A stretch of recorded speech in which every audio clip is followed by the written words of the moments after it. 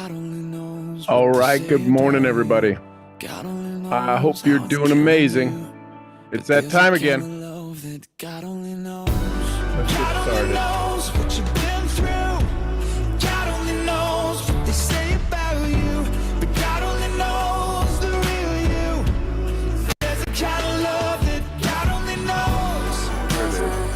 All right. Thanks, everybody, for being here this morning. Let's get that off. Get this turned on. Good morning, good morning, good morning. It is Monday morning. What a blessing to see all of you here this morning. I hope that gratitude will serve you well this morning. Gratitude for being grateful via the chakras. Kind of cool concept. So the reason that's because I believe our success is a math problem. I believe we are sometimes outgunned and outnumbered by the things that have gotten us stuck in what we're doing and who we are and how we've been. They're called habitual actions, the things we do by habit. And most people think and believe that it takes 21 days to form a habit. It would, it could, it might if you actually focused on it continuously with a tremendous amount of emotion. The challenge is that our life is so distracted.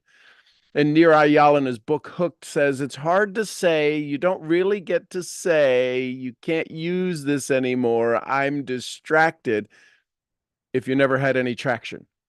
That's the challenge, ladies and gentlemen, is that all too often we give ourselves an out by playing in the shallow end of our opportunity and say, I'm distracted.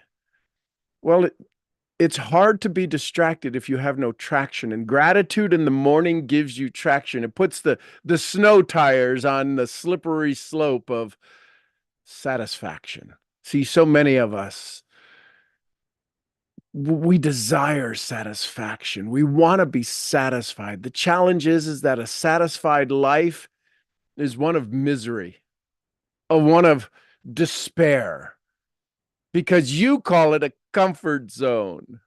You're satisfied being in a comfort zone that does not serve you. I'm not sure why or how that's even possible. I don't. I do my best to grasp it and understand why people say I have to get out of my comfort zone. Why would you ever want to leave a comfort zone? My belief is that your comfort zone is a pain zone. You have become so used to the pain and the suffering that you're satisfied.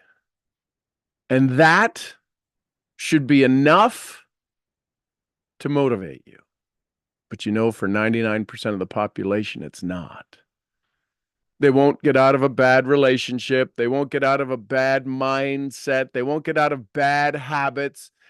And they change momentarily. They change just long enough to become recognized as an outlier and then slip right back into their comfort zone. And then they complain that they've got to get out of their comfort zone. I can't get you out of your comfort zone, not with a crowbar and a lever. Listen, Archimedes said, give me a lever and a fulcrum big enough and I can move the world. I cannot, with a fulcrum large enough, move you out of your comfort zone. I can use leverage and I can get you temporarily excited about your future, but I don't have the energy to sit in your ear on a continuous basis and exhaust all of my resources to get you to take a step. Why do these things usually happen? Well, let's look at addicts. Understanding how addicts move out of their addiction, because, by the way, you and I are addicted to the approval of others. We are full-blown addicts. We are more, listen, people didn't start drinking when they were 2. Some maybe when they were 6. I get it. Those are the outliers. Most teens in their teen years, right? Sneaking a drink here and there or drugs here and there. But there were moments when they were sober. Follow me on this. Follow me on this. I hope this makes sense. There were moments when they were sober and then needed another fix. Here's the challenge with your thoughts. Here's the challenge with your self-talk. You are needing fixes to stay stuck in your comfort zone 24/7. You are more addicted to where you don't want to be. Listen carefully. Are you where you want to be? Honestly, can you answer, are you where you want to be? And don't give me the philosophical, well, yes, Sean, in this moment, I choose joy. In this moment, I choose. Are you where you want to be? When you snap out of your own awareness of possibility of living in a life of gratitude and reality smacks you in the face again, are you where you want to be? And if the answer to that is no, then you are addicted to where you are. Because listen, Jim Rohn said it best. You're not a tree. You can move. You're not planted where you are. You're not a tree. You can move. Will you decide today is the day you will use the principle of Kaizen, 1% improvement every day? Will you be aware of your thoughts, become aware of the 60, 70, 80,000 thoughts? You won't be aware of most of them because you won't want to have to be aware of when your brain says, beat your heart, respond to the action, respond to the energy, respond to the emotion, respond to the smell. 20 million bits of data are coming into your body per second. You're consciously aware of 40, maybe 50 per second. Most of it sits in the peripheral, unless there's something, because the reason that you can access 20 million bits of data and not have to be overwhelmed or flooded by them through your awareness is because the brain's doing two things. Will this kill me? How fast can I recognize a pattern? And you, because you're a trailblazer, you're a maverick in the world of magic and possibilities. You say, today I'm going to have a better day than yesterday. And your brain says, okay, but we got no proof of this.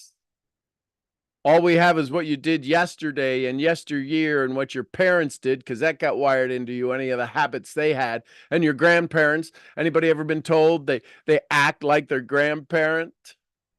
Drop a G in the chat if you've ever been told, oh my gosh, you're just like Papa Joe or Nana Sally. So my question to you is, do you understand the more that you can put your body's energy into your gratitude, the more you have the opportunity to break from your comfort zone that you're not comfortable with because you keep telling everybody you got to get out of it. And you do it through the Nest program, neuroenergetic self-sculpting, where you talk self-talk, where you use EFT tapping, where you use chakra clearing, where you use gratitude statements, where you use self-talk statements, where you use dual talk technology to allow yourself to have an overwhelming success with this battle we've all been dealing with called addiction to approval. That's the conversation we had this morning. You can, those of you on YouTube can join us live at www.unlearnme.live. You can also go there. There's tremendous resources on the page, on the dashboard, as well as some other calls that I do. Gratitude for gratitude. Pretty cool concept. I love you tons. I'm going to go have a private conversation with the VIP group right now. Thanks for being a part of the YouTube channel. Thanks for being a part of the community. Thanks for sharing these videos out. And by the way, thanks for all you do to make the world a better place, for all that you've done and where people never got to say thank you to you. Thank you. I appreciate you. I'm your head brain training, brain scrambling conversation of a misfit, Sean G. Murphy. I'll see y'all where? I'll see you at the next event. Till then, bye for now. I appreciate you. Where's the F button? There we go.